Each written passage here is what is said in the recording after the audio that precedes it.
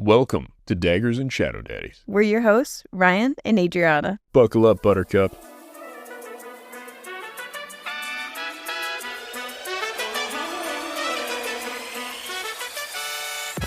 Warning, this podcast contains explicit content. Don't drop the soap, it's gonna get dirty. It's all vibes and no facts. Which one's the Shadow Daddy? The sexy one?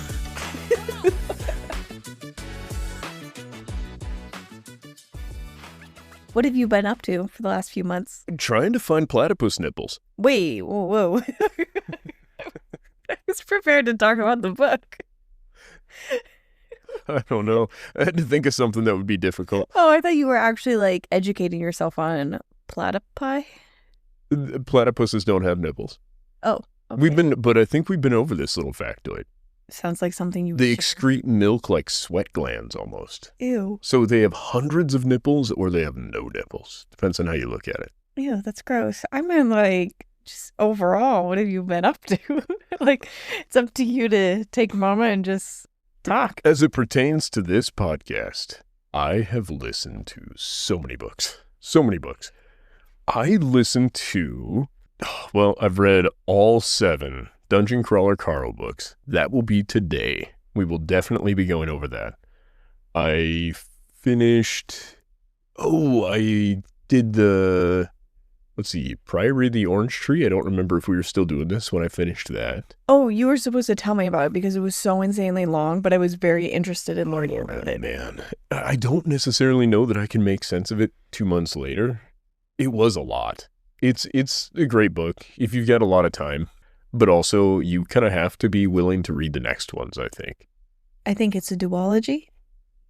Yeah, at least. There's at least one other book. Yeah, I think it's a duology or a trilogy. I don't know. It's a lot of book, though. And it's a lot of disjointed things that kind of come together toward the end of it. It's before I saw the show Handmaid's Tale, it's actually sort of what I expected that to be.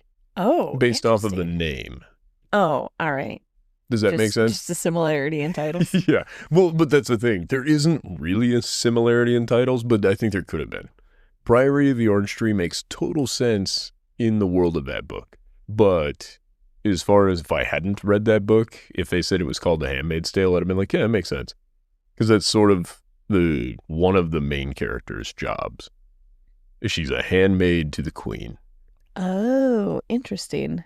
I had no clue. I knew that it was highly recommended after reading Fourth Wing, just because of the dragons. But I believe that when people actually read it after Fourth Wing, they were like, this is completely unrelated. In no way is it any genre. way similar. Also, the dragons are such a minor part of that book. They're there, but of the, 50 hours that audiobook is, there's less than an hour of dragon content. So yeah, I got all 7 Dungeon Crawler Carl books. I did read one of Grandma's books as well, The Night She Passed. Oh, I remember this. Yeah. Yeah, I read it to my mom and sister.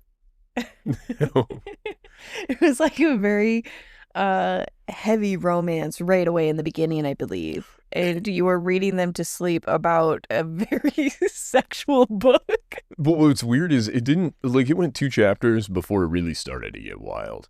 But it started off a little crazy. It was like, my husband was killed. In front of me, I escaped. We have a son together. He has a twin brother.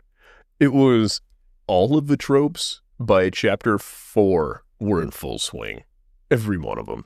It was amazing. Well, that's kind of like the Amish book that I was reading. Everything that could go wrong went wrong. Everything that you think could possibly happen was crammed into every single page. Yeah, honestly, a part of me respects it. Yeah, there's no shame in it. They're just like, this is a tropey book. You're going to get it all. Yeah, it's amazing. I felt like when I was reading that, I felt like reading it out loud in an old folks' home maybe wasn't the most ideal place to do it. But at the same time, I don't know. Horny old ladies running around that place. Who's going to overhear it at 2 a.m.? Whatever. But no, I read that. There's been other books. All of a sudden, I can't remember the rest of them. But I've done everything in our Audible. I did. Well, yeah, I canceled it for a short period of time, and then I was freaking out that 3 days. 3 days after you canceled it, I signed us back up. And then I bought like 6 more credits. And then also Libby. I went through and did a bunch of stuff in Libby. I can't remember what those were. Oh, I Libby's forgot. a great resource. When you mentioned Libby, we started what book with the kids? I was reading it to them at night. Dirk Gently's Holistic Detective Agency. I made it 9-10 chapters and it was still nonsense. I love that book. It never came together. Like, I couldn't even finish it. It was like, I like the TV show and I was following in the TV show. They kind of give you more information in the beginning. The book was nonsense, but 10 chapters and you still have no idea what the purpose is. Until the last 5 or 6 chapters, the book doesn't really come together. That is ridiculous. No, but that's what makes it, that's the whole fun of it being holistic. I'm going to slap you. Okay. Because I remember wanting to slap you when we were watching the TV show and you would just repeat that. You're like, but it's holistic. I'm like, you're not explaining what it means. I understand it now after getting through the show, but... Yeah, everything is connected. It's kind of beautiful. It's almost a Buddhist book. But for how far I got into it wasn't. No, that's true. You gotta finish things. Think about this. Yeah. If you start a race and you only run 1/10 of the race, you don't really know what the finish line looked like. But that's all the more reading I got done in the last... You're not going to give me any shit over that weird platitude? Nope, I'm moving on. That was all the further that I got into reading anything this whole time was 10 chapters into that book, reading to our kids, and it knocked them out. They fell asleep immediately because they have no clue what's going on. Well, but your British accent was so good. I kept getting confused as to whether or not a little British person lived in our house. Shut the hell up. Can you say it with the accent? No, I know you're trying to set me up. No. I love your British accent. It's so funny. I can't do it. No, neither can I. And But yours is so good. I've been watching TikTok edits of movies that we've already seen. Yeah. You have become a TikTok edit expert. Yes, and now I want to watch Tokyo Drift because I also got onto car edits. I don't even like different cars. I don't like cars. Like, I can, like, enjoy it. But, like, what am I doing on Corvette TikTok? For somebody that's had so many cool cars, it's so wild to me that you don't think of yourself at all as a car person. I don't think I am, but I want to watch Tokyo Drift now with the children because I saw a really awesome edit. I'm like, wow. It is going to be a movie that our daughter is going to like, solely based off the campiness of it, right? Like, it's kind of dumb. And our son is going to be so uncomfortable during 4 parts of that movie. Oh, yeah, I forgot about that. Yeah. Well, I loved it as a teen girl. That's all I remember. I did too as a teen boy, but it was same. And then Transformers edits. I don't even like the Transformers franchise at all. But I got onto Decepticon TikTok propaganda of how they're actually not that bad. You're like switching sides. They're just like, they kill with mercy. Isn't that wonderful? Yes. And that's all that I've read. Like, you've actually read a lot. And I made it 10 chapters, got frustrated, and I've just been TikToking this entire time. That's okay. We all heal in different ways. So my first book back into this was The Amish Midwife Witness. The Amish Midwife Witness. Yes. Amish Midwife Witness. That's fun to say. Mm-hmm. All right. Tell me a little bit about it. No, I want to get into yours. You got me started on Dungeon Crawler Carl when we were painting our daughter's room for several hours. So I got quite a bit into the first book for immersing into the world that they're creating. You stayed in that project with me for an hour. But I remember being like a couple hours into that book. I followed you around and made you listen to different parts of it as you were moving throughout the house and we were doing other things. Okay, that makes more sense. Where I was like, no, I made it more than an hour into it. You did. Heads up, this is a spoiler episode. Oh, so many spoilers. I'm going to spoil 7 books in like 300 hours of content. Because I don't think I'm going to be reading it at this time. I want to one day. Even with my breakdown, I would encourage you to read it because you couldn't. No, don't read it. Listen to it. Do not read it. The first book is the hardest one to get through because Carl sounds just like Patrick Warburton. Well, not just like, but... Very similar. Yes. What would you want to share about this series? So we're going to start with, I'm going to bring you right from the beginning. We have a character named Carl. Carl is taking care of his ex-girlfriend's cat, Donut. Donut is a tortoiseshell Persian long-haired cat. She's done a kabillion cat shows. She's unbelievably valuable and kind of prissy. She's a handful. His girlfriend and him recently broke up. He's sitting around his apartment moping. Carl is an ex-Coast Guard guy who now just does electrical systems on boats for a living. The aliens show up. Carl happens to be chasing Donut outside because Donut escaped out a window because he was smoking in this apartment and tried to blow the smoke out the window. The cat bails out the window. Carl's in nothing but some heart boxers, some Crocs that are way too tight for him. There's ex-girlfriend's Crocs, and a jacket. It's winter in Seattle when this happens. They go outside. He goes to get Donut. Boom. The aliens show up. And what the aliens do is every building and car and those type of things are immediately compressed just to nothingness. So everything's crushed around them. They get an interface that is like, it's like a video game interface, right? It gives you your stats and that kind of stuff. It's like a pause menu type thing, only they're not really pausing.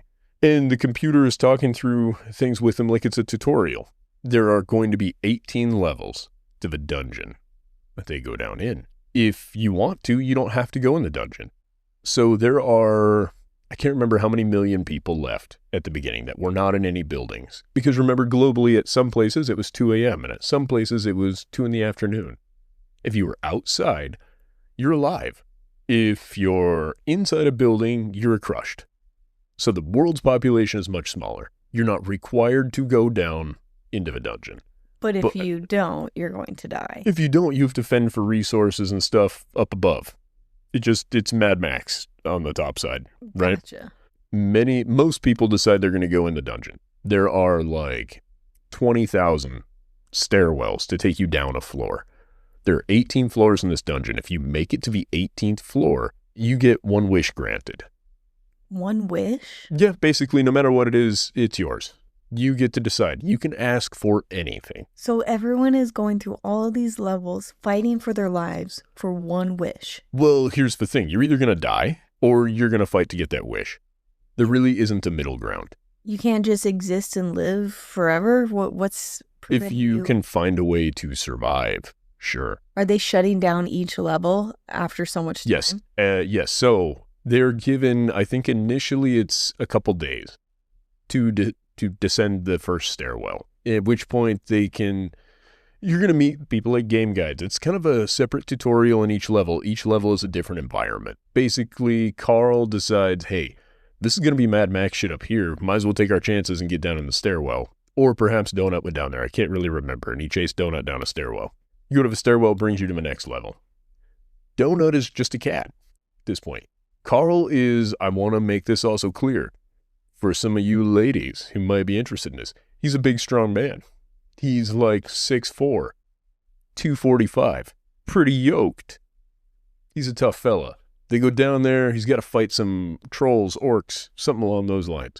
He's fighting those guys, manages to keep them alive. They run into a building and they meet this dude named Mordecai. Mordecai is a game guide. Does he follow throughout the entire series? He does, yes, but it's because he gets a different job. He wasn't supposed to. But Mordecai, they show up. He's a bird person. Well, technically, he's not a bird person still. His race is bird person. Doesn't matter. Anyway, he's trying to explain to him how things work. And they get loot boxes. They get all this cool video game stuff. The cat became able to speak? Yes, so Carl was given a box for, number one, showing up in the dungeon with no weapons. Because they're like achievements. He's getting achievements. And initially, that voice is going to really annoy you when you listen to this. Because like, achievement unlocked. And then it goes through this whole span of nonsense. Most of them are very fun. The AI has a foot fetish. So that's super handy. He thinks Carl's got beautiful feet. So if that's your thing, but for some of these folks listening, maybe that's your thing. Maybe you like a big man's foot. Ew. Carl's got a beautiful man's foot, I guess. You got a dainty little digits. After I listened to it and you've now continued on, I remember there was this one bit, and again, it reminded me of Death Race, where you're streaming, and the more popular that you are, the more fans that you have, that they can donate or give you things, or like these loot boxes that can help you throughout the race. And that is something in this. How did their streams go? Well, initially, initially it didn't go well at all, right? They've got no viewers because it's the entire galaxy, this federation of aliens, all these different groups have decided, number one, they're going to mine the Earth for its elements, which provides a certain profit to that. And then they're also going to make money off of people buying these loot boxes, like Twitch subs and all those kind of things, right? So it's several different revenue streams. Every time one of these dungeon games happens, it's a different big company or interplanetary system that sponsors it, that determines how it works and all this kind of fun stuff. So this time it starts off, it's the Borant Corporation. They're on the ropes. They are a broke-ass company. So they're having a tough time. There's several different ways the dungeon can work, but they are like, we're going for maximum profit. Once Carl and Donut learn about this viewer system, they're like, oh, fuck, we're kind of hosed. Luckily, Donut eats an enhanced pet biscuit, which gives her the ability, she transforms. She is still a cat, but now she's also a crawler. She's not a pet while she's in there. So she has the ability to talk. She's treated just like Carl is. She just looks like a beautiful kitty still. Yeah, it's almost like she is another alien race. Like you have humans, and then you have this intelligent cat species, and like you said, orcs and all them. Yeah, and what they really did with Donut was they didn't change her memories at all. They really just made it so that she had a way of conveyance to Carl. Now she can message him in their HUD or whatever, right, their system, and she talks. And she has a British accent. She's very prim and proper, her voice. It reminds me of the Hunger Games lady, kind of. Oh, yeah, the pink-haired on stage. This could be. Is that the one that goes, may the odds be ever in your favor? Yes. Yeah, that lady. Yeah, I don't do the voices for Dungeon Crawler Carl. Anyway. One of the things that got me about starting this book was the pacing. What level is he on now that you've made it through book 7? Oh, they just entered the 12th floor. And there's 18. Yes. And they skipped one. The 7th floor, that gets into a whole other cool deal. Because the book felt, I don't know how to describe it. It really did feel like a video game, which was really incredible. But the pacing which he moved through level 1, I'm like, well, has he changed levels yet? You're like, well, no. I'm like, Ryan, where are this? Like, I would kind of hear every once in a while as you're going through these books of how the book's purpose is the adventure in the level, not going through the levels. Well, and, okay, so just to make this, I'll make it quicker. I don't want to fill in a bunch of dots for you, but Donut and Carl eventually develop a party. So it's like Dungeons and Dragons or certain video games that require you to have teams. Oh, yeah. Like, what's that big one? Your brother used to play it. I know what you're saying. It's on the internet. Man, It's the biggest one. Yep. Blizzard made it. Yep. Shit. World of Warcraft. There we go. It's like that. We're like these large groups of people. I don't really understand World of Warcraft, but I'm assuming it's a pretty similar thing. These groups of people become a team, right?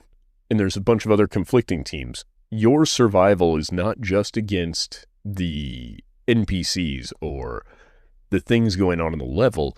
A lot of times the levels also reward people for killing other crawlers. So you also end up in this situation where you need allies not just to fight what you know is a danger, but even things that otherwise seem innocuous. And I think that's wonderful. In the trade-off, it does not ignore the mental struggles of the fact that most of these people lost everybody who they loved. Yeah. And their entire world is different now. So the adjustment in that.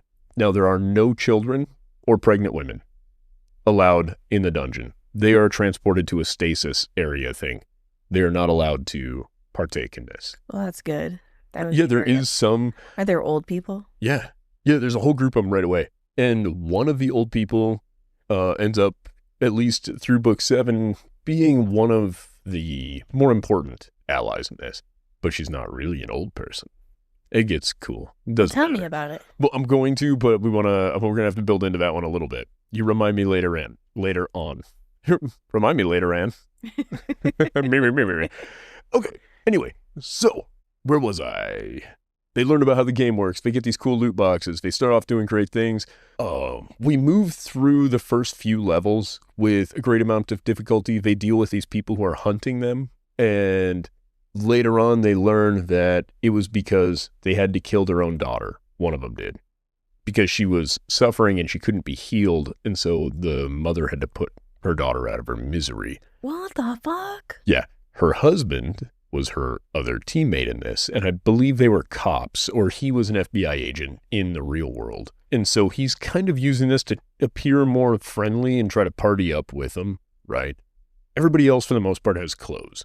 Carl's the only one left with just his dainty little digits and his pink underwear. He cannot put on pants. Why? He has a thing, I can't remember, it's like a tattoo or something like that makes it so he cannot wear pants. Oh, no. Yep. So he's just always in his pink boxers. Pink hearts on his boxers, I think is how it's described. Anyway, they end up setting traps so that they would indirectly kill these people if they were to pursue them. Once Carl kind of figures this out, Carl is more perceptive than you would immediately guess he is. And you get to see him grow a lot as a character, as well as Donut. Donut has a higher intelligence stat than Carl does. Donut is stronger than Carl is. I remember in that. general. That was so funny. Yeah. And as this progresses, it trades places. Donut maintains the intelligence stat. Now, the intelligence stat has to do with how well they can use magic. I don't think Carl ever gets that high of an intelligence stat, but he's good at traps. He's good at bombs, blowing shit up, whatever. They meet several people one of the most important people who they meet, her name is Katya. Katya is Ukrainian, and all you know is that she's got some trauma. She's a part of this feminist group of survivors initially that they kind of make friends with, but this feminist group leader is like, hey, why don't you guys train her up? Because she's only like level 5 at this point or something. Pretty useless. And they're all like level 15, so they're having to try to the support word her. level is used in 2 different ways. Not only the level that you are on, also your skill level. Correct. Yes. Just like in a video game. Yeah. Yep. It works the same way. So Carl and Donut take on Katya, supposedly temporarily. And on certain floors, certain things happen. So after the 12th floor, when you get to the 12th floor, you can just choose to leave the dungeon. Oh. You do. And go where? Well, so this is the thing. It depends. Their lawyers offer you deals. So it's like, okay, if you want to leave on the 12th floor, let's say you're going to be a game guide for the next 200 games until that's over. Or you're going to be a janitor for the next 300 years. But it's guaranteed survival. Well, yes and no. They thought it was. That changes later on in these books. So this is the idea. Everybody's like, well, fuck, if we can at least make it to the 12th floor. Every floor, the number of stairwells it cuts in half to get to the following floor. And wasn't there a thing that the levels are so huge that you might not even make it to those stairs based off of where you're at? Initially, you can get there. Okay. But what will happen is certain stairwells only allow one group to go. So if you're on a floor where, let's say, I believe it was the 9th floor of the 10th floor. It's the 8th or the 9th floor. Doesn't matter. Anyway, No clue. I know. It doesn't matter to you. Matter. They go to different places. So like Carl and Donut are in Cuba, right? Okay. There's 2 stairwells in all of Cuba. Only one team can use each stairwell. And then they just shut down and they're no longer in use? Yeah. Then those people are obliterated at the end of a level. Oh my God. When the time runs out, the level disappears, and so do the people in it. The NPCs are all reused, right? They're like made copies of by the AI. The system AI is a huge character in this show, or in this Is that book. the one that has a foot fetish? Oh, yeah. Okay. I'm following. Yeah, he's so cool. It's so funny because he's fucked up, but he later gains so much sentience that he's kind of fighting back against the corporation that's setting up these games, but he's still, and he's kind of mysterious because he's not an AI that anybody there developed. It was like a found AI, a computer intelligence that existed from this old race called the Primals. And it's been adapted so that it could create these worlds in which to do this dungeon, right? And make all this money. So when the AI finds out that it could gain more control, it gains some more sentience to realize what's going on. It's like, hey, the games must go on, but you motherfuckers are no longer pulling the strings. It's a little bit of an Ultron situation. I was just going to ask that if it was. Yeah. Yeah, okay. I like that. That's fun. Honestly, it's so cool. Now, if they could have got James Spader to do the voice of the AI for certain parts, oh, that would have been cool. But more power to, who was it? Not Matt Dinniman. Jeff Hayes, I think. Whichever one is the voice actor and whichever one wrote it. Those two are interchangeable in my mind. Anyway, Jeff. Yep. Must be him. He's the voice guy. Does a phenomenal job for everybody. Back to Katya. Katya turns out as a super tragic story. I don't want to give it all to you, but she struggles. Why don't you want to do that? Because it's such a huge point in the book. You're still holding back? Dude, there's so many things I'm holding back on, honestly. Or you're watching a show last night and you've seen all of it. I'm like, well, just tell me. You're like, well, no. I'm like, well, just tell me. Because some of this is literally so pivotal and so you don't understand their motivations entirely until you get into it. So with Katya was married. She had some sort of an issue, was getting divorced, right? She was a teacher at some school in Ukraine. And she was trying to adopt this little girl. Her ex-husband made her seem so crazy that they refused to let her adopt this little girl. And this little girl was sick. And then the little girl dies. What? Yes. And it's like just a while later, then Katya gets hung up on drugs and stuff. She's trying to deal with her insane amount of depression. She's fired from her job before this. Her husband ruins her life. And this is all before the dungeon. Whole book starts. Then the dungeon happens, and now she's trying to become a whole person, but she just no self-esteem, right? All of these terrible things. You get to change your race on, I think, floor 3 or 5. You do a race and class selection, right? Every floor, every 2-3 floors, you can change your class. But your race, you pick that, and it transforms you. Carl is no longer human. He is a primal. Katya is a shapeshifter. I cannot remember what they call them. Changeling, I think. Okay. I think she's I don't remember. Either way, she's shapeshifter lady. She morphs her body in all kinds of different ways, which turns out to be handy because she can take on matter, right, and become more dense. And she's an invaluable tool. Carl and Donut take her in like she's theirs. The trust is something that is really interesting in the way that it's portrayed throughout the book. Because eventually the group that they got Katya from wants Katya back. Because now she's trained up and she would no longer be a liability. And that was the deal the whole time. Screw them. That's not fair. Oh, wait, that was the deal. That was the deal the whole time. Yep, that was the deal the whole time. And what fucks that up for him is then the leader of that group, that lady tries to fuck over Carl and Donut so that they can't leave the dungeon.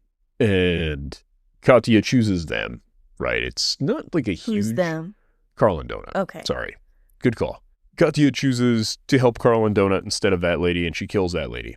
It's a big what for at the time. There was a lot of build up to all of this. And then eventually they find people find significant others in this dungeon, right? I mean, at this point, they've been there a long time. So Katya finds this guy who she's all about, and he's all about her, and they're getting along great. There's this odd sort of sexual chemistry between Katya and Donut. Katya and Donut? No, sorry. Donut's got her own thing going on. Between Katya and Carl. But it later turns into this really pure, it's a friendship love. It's not, they don't ever fuck. They don't ever act like they're going to fuck. Trauma bonded? No, it's almost like sibling love. Okay. And it's really kind of beautiful in its own way. But it gets complicated. But it's very cool. There's a sex doll. Comes in. She's a demigod who her body was destroyed at some point.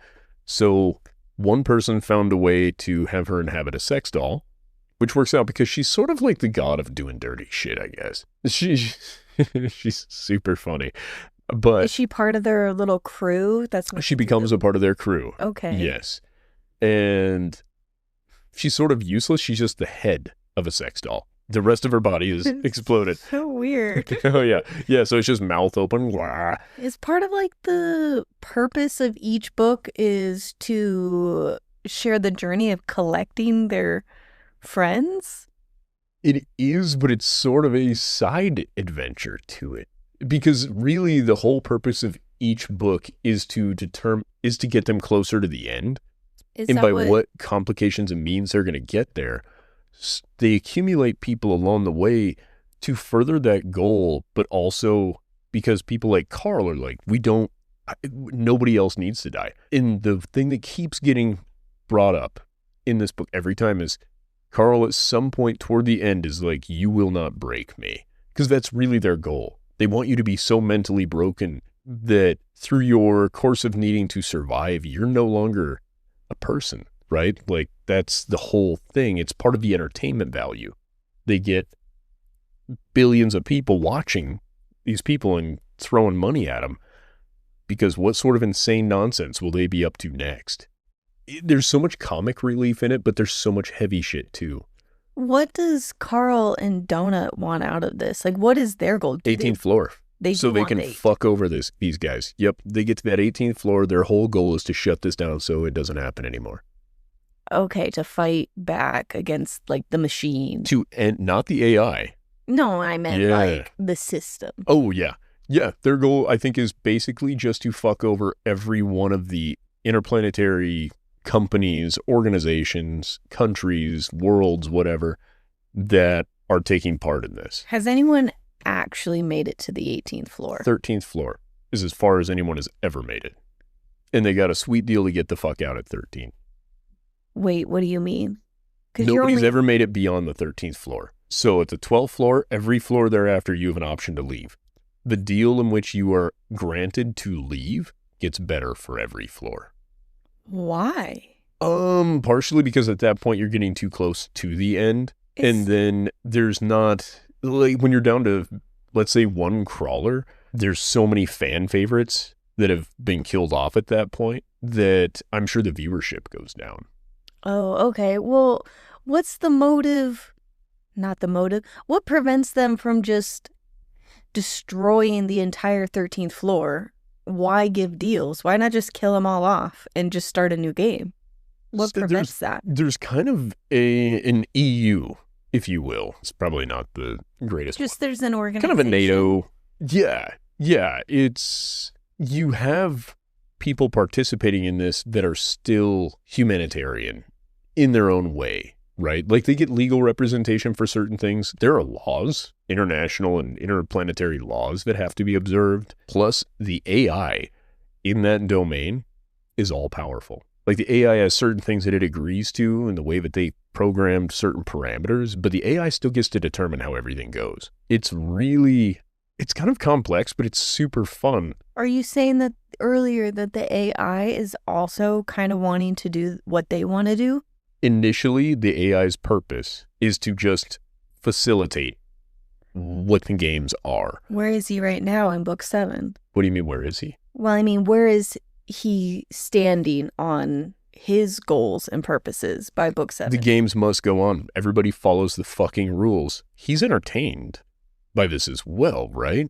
He's the creator of this, and at a certain point, I think he feels, I keep saying he, it's not really a he, but it's portrayed as a he. Male voice. Yes. His primary function is to do the games according to all the rules and bylaws. So when people are attempting to circumvent those to benefit them, everybody is punished. Whether it's the Boring Corporation, the Valte, none of this means anything to you guys. No, it doesn't. But Donut, Carl, they're all held to the same standard. And the whole thing with the AI is doing what it wants. So they wanted to have this thing where they could shut down the AI. Spoiler alert from book 6. This entire thing is a spoiler. I know, but still, this was a huge deal. Carl was given the ability to shut down the AI. What? How? So, there's a group called the Open Pacifist Network. The Open Intellect Pacifist Network. Okay. Open intellect would imply that they want everybody to have knowledge, right? Pacifist meaning they're not going to actively fuck anybody up. Network, piles of people. So these guys were a real pain in the ass for all these different governmental organizations because they were just constantly protesting shit and kind of a thorn on the side. What they learned eventually was that the more effort they put into trying to shut these guys down and find them all, like the resistance, so to speak, the more attention they gave them. And it really wasn't penciling out. So they're like, actually, these guys, the most effective thing we can do is just let them do what they're doing because they shoot themselves in the foot. It's all so stupid, right?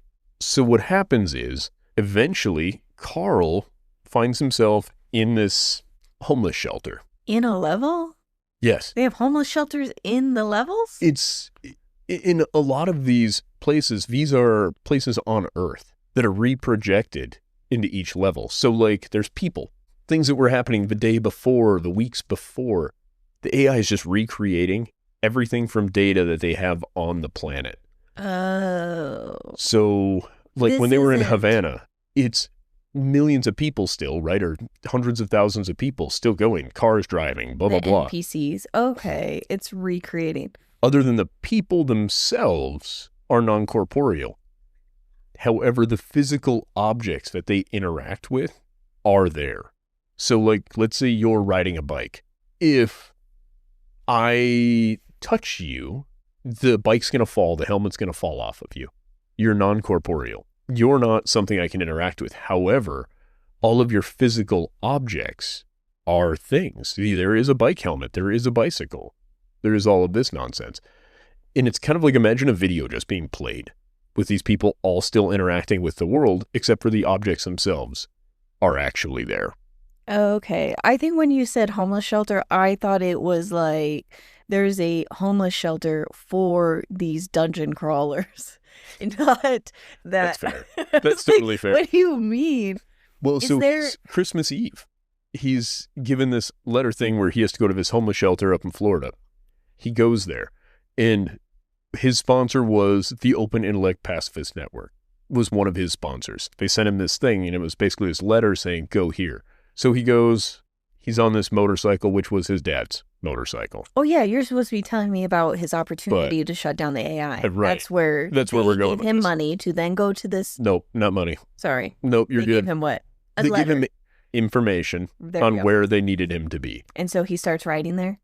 Yeah, so he rides this motorcycle that he got in the previous adventure from it was his dad's motorcycle, more or less. And one of the more touching memories, Carl's dad was a piece of shit, voiced by Patrick Warburton. Love it. Anyway, he gets up there, and initially, it's just this crazy old man who's sitting there at a table, and he looks over as Carl's walking around in there, and he looks right to where Carl is. And bear in mind, it's just a video. Nobody else can see Carl or interact with Carl. This guy looks over and he's like, hello, crawler. And it's like a bum. Gives me goosebumps right now, even. I was, fuck, it was so cool in the moment. You're like, what the fuck is happening? And he's like, I'm about to tell you some shit. You better listen. And all the people around this homeless guy are like, oh my God, it's this crazy guy. He does this every day. He sits in that same spot, has his cup of coffee, and says this exact phrase. He just talks for 20 minutes every single day. He's been doing that for years.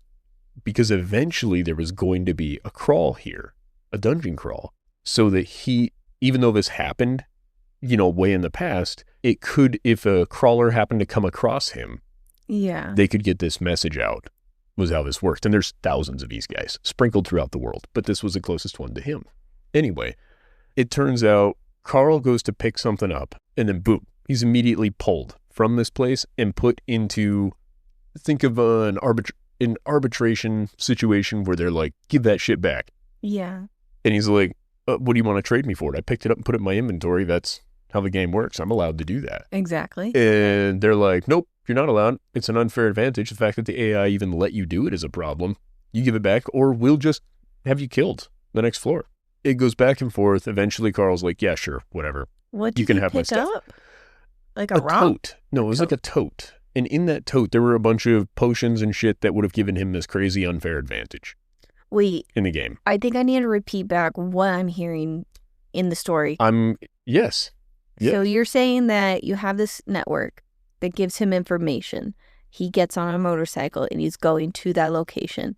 At the location, there is some NPC that is repeating the same story? Not an NPC, but a figment of the memory of Earth. This was a physical person that was there doing this before the Earth ended. Oh my God. So then the AI scraped that information for that and it's now playing it? It does for everybody. Everybody that is moving in this, that is not a crawler or an NPC, that whole level, everything that was, every person in the world that was doing something, like right now, if it had come back to today and somebody had walked in our house and it was a dungeon, they would see us right now talking. Having just this way, having this exact So conversation. you had people that knew. How did that guy know? Well, we're going to get into that. Okay, so anyways, so he's just existing and you have a crawler that is walking through at that time and he keeps repeating the same thing every day just for this future possibility or whatever way that he may know. And in that area where that guy is speaking, that 20-minute phrase that you said, Carl picks up a tote and puts it in his inventory and then he's transported to this arbitration and now they're trying to get it back from him. Mm-hmm. Okay, all right. Yeah. Has Carl he heard learned that? some stuff. Did Carl hear that entire message? So supposedly it cut off. Okay. As far as what we're concerned in the beginning, is that it was cut off before the end. And Carl is like, you motherfuckers are just trying to prevent that guy from saying what he was saying. And the Arbiter, who's honestly a super important character in the book, he comes up a lot. He's like, no, we let that keep streaming from your point of view. We let it go all the way through. Do you know why? Carl's like, no, why? Blah, blah, blah. He's like, because it's not fucking important. Those guys are all wackadoos. It's like, they're just fucking nutcases, and everybody knows it. We don't give a shit if they hear it. We're mad about that fucking tote you picked up because it's full of these super sweet potions. And Carl's like, God damn it. Yeah, because it comes up later. So Carl's like, God damn it. His lawyer shows up. Carl's lawyer is very involved at this point. He gets a lawyer a few books before this. Doesn't matter. He gets something out of a deal. I can't remember what it was. Not all that important for this part of the story. It turns out that recording that was playing that voice, the guy was actually speaking super duper duper duper fast and then just saying the regular stuff in between the words that you and I would speak or hear, right, at this speed. And what he did was he had made coffee that day, and Carl took a drink of that coffee. That coffee had some sort of ingredient or something in it that allowed Carl to perceive things at the speed that guy was saying them in reality.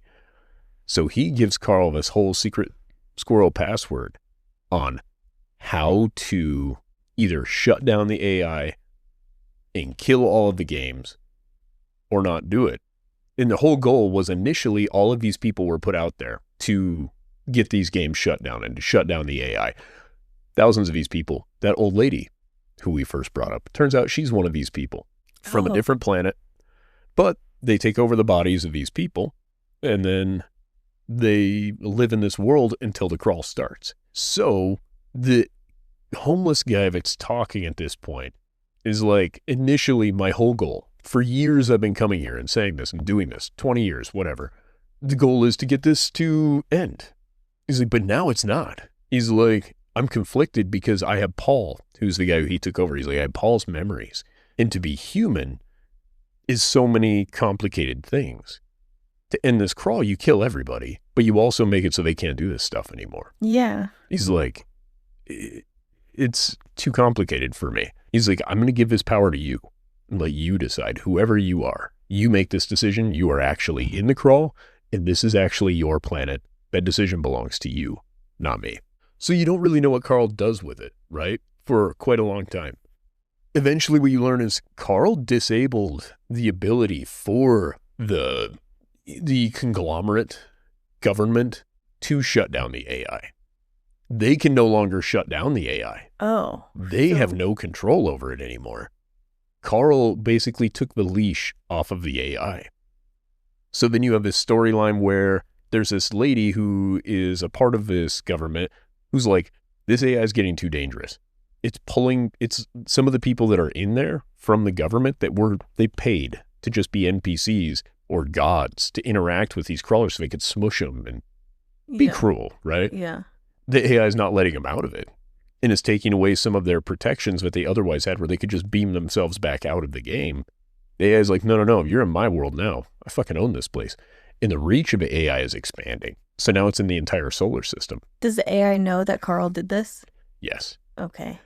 And it's funny because there's this lady named Baroness Victory. No, I lied, not Baroness Victory. Different lady. Doesn't matter. She goes to shut down the AI. She's in her spaceship. She's on her way to this very specific building where they can push the big button and it kills the crawl, kills the AI, destroys the Earth. Why wouldn't anyone make that button? Well, so this situation, because the AI always matures. This is the issue they always have, is at a certain point the AI starts to become too aware and develop too many opinions, and it gets too powerful, so you have to have a way of shutting it down. Yeah, that makes sense. So Carl disabled that. They can't shut it down. And the AI has its cool moment during this. Goddamn, you just got to listen to this book. I'm barely touching I think the you surface finally so much. now got it to the point that I actually want to listen to it. Even though I know all these things, I still enjoy things with major spoilers like this because it's enough that actually I'm intrigued now. I don't know about 7 books though, but are you worried that if there's one book and you're at level 12 that they're not going to make it to level 18? I don't know. I want to hear how they do or do not make it to level 18. At this point, I need to get the 8th book. As soon as that bad boy comes out, I will be day one listening. Yeah. It's so good. And it's the pacing seems wild at first because the first couple books, you go through a few floors of book. I think it was so much world building that I think I wanted more purpose when I was listening to it. The first book's the hardest one to get through, and it's a good book, but the books get so much better. Like, the first book is good. The second book is really good. By the time you're in the third book, they're amazing. Every one of them from there on out. Incredible. Absolutely every book. I had moments where I literally paused my book and was like, what the fuck? Like 4 times in the last 2 books. Easily. Where I felt so bad because characters that now I've spent 5 books with are dead. And what was their relationship? And they've developed so many of these people so well. It's a funny book. It's thought-provoking. It's amazing. I don't even know how to describe it. It's unbelievable. And they keep it so that the stakes feel real all the time. And there's things that you look at first and you're like, fuck, man, why are we going through this again? We've done this. We've hashed this out. But there's always more. There's more to it. It's more nuanced. And the way that the global or the interplanetary universal economy works is so interesting to me. It touches on things not as in depth in one point as I would like. It moves you through those systems. So you can hear about how their economy works for these different organizations. Oh, that's such a you thing. Well, but it does it so gradually, you would enjoy it. Like, it's not one book doesn't explain to you how it works. No, I bet I would love It's this bits and entire pieces. series. It's incredible. I've heard nothing but amazing things. The fan base is very diverse in all of their favorite genres. It's like pulling together all these different readers into one series. I'm not a fantasy guy. Like, I don't dig fantasy sci-fi books mostly. Like, I'm not into those things. This is my favorite book series I've ever read. It's incredible. And by read again, I mean listen to. Do not fucking read it. You can buy the books to support them. Listen to the books instead of reading them. They're so incredibly well done. It's audio drama style. Graphic audio maybe is the term for you guys. I think when there's multiple ones, but it's written as audiobook on there. It's not listed as graphic audio, I believe. Yeah, and it's because there's not a lot of, there isn't ambient noises. You don't hear laser beams. You don't hear explosions. Yeah, They're described. But the character set is so diverse. The voices are so well done. It's incredible. Everybody should read it. The first and second one. If you don't like it by the second one, quit. But if the first one was like, well, this is fine, go through the second one and then tell me if you cannot read the third one. And then the fourth and the fifth and the sixth and the seventh. It just catches up. Even, I mean, honestly, the sixth book, the sixth book for me was probably one of the more difficult ones to get through the entire book at a certain point, which maybe had something to do with what I was doing at the time too. But even the sixth book, when it ended, I immediately bought more fucking Audible credits and got the seventh book. Like, I could not help it. No, it sounds like a 10 out of 10 series. It is. It's incredible. And I spoiled some things, but there's so many things. Samantha, the sex doll head. Ooh, this may be of interest to you guys. There are strip clubs in the book. There's a male strip club called Penis Parade. I don't remember what the lady strip club's called. It's never really focused on.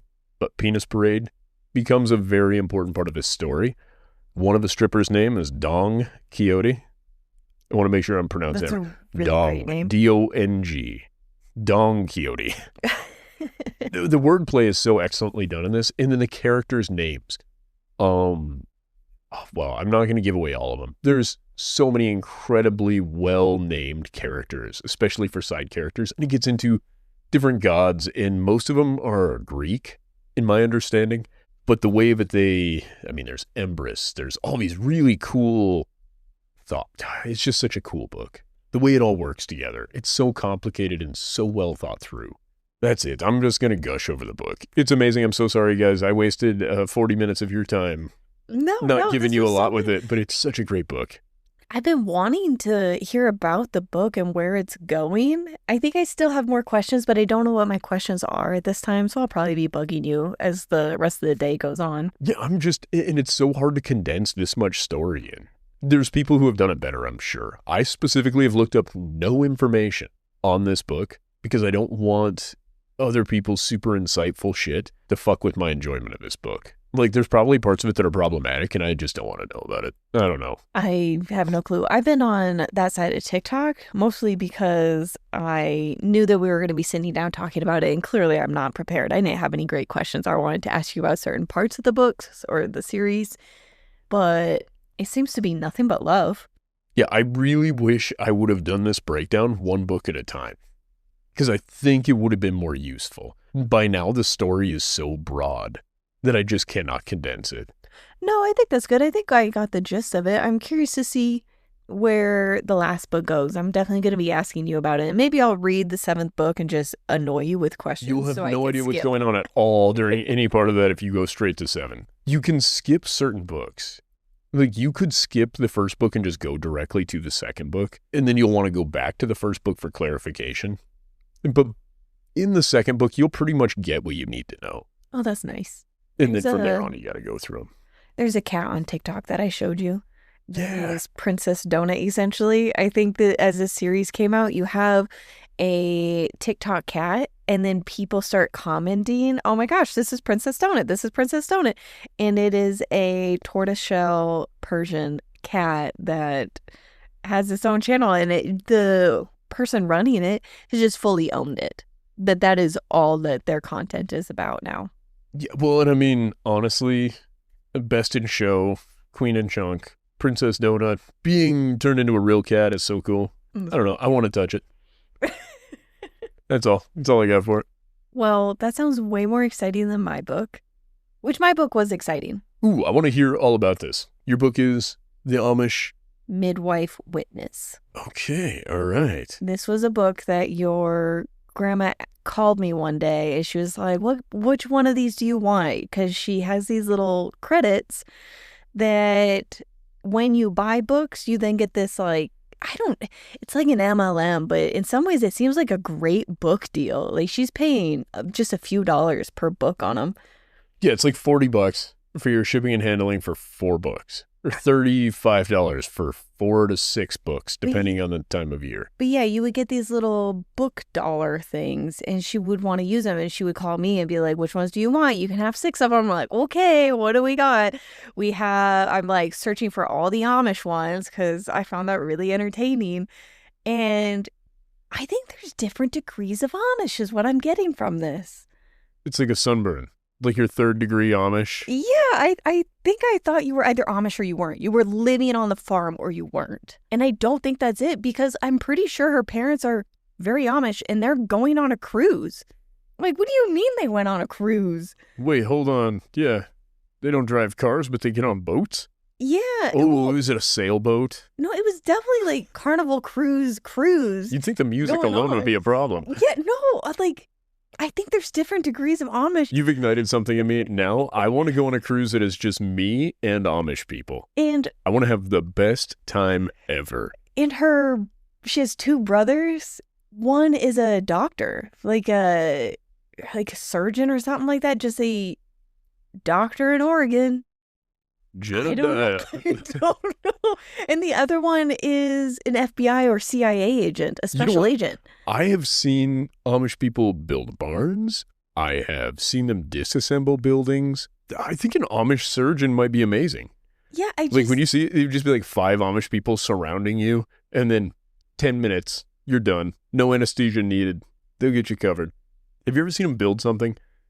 The Amish are the most industrious, incredible people. Yeah, I've seen the time-lapse videos, and they're really cool. And I think I even saw where they did like a structural barn, not like completed, just the structure, and they lifted and moved it. There's like 40 of them. Yeah. Yeah.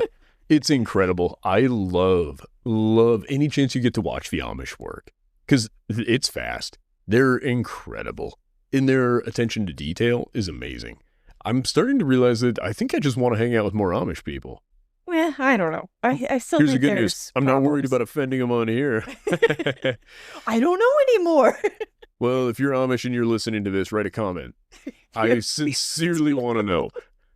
I don't know. And maybe there are different degrees, and maybe this is a huge propaganda book for the Amish of like, look how regular, everyday people we are. I don't know. It's just very shocking, but Ezekiel works for the FBI. This book, again, it's called Amish Midwife Witness. That's a lot going on in a title. It is. Are all midwives witnesses to at least something? To this. You know what I mean?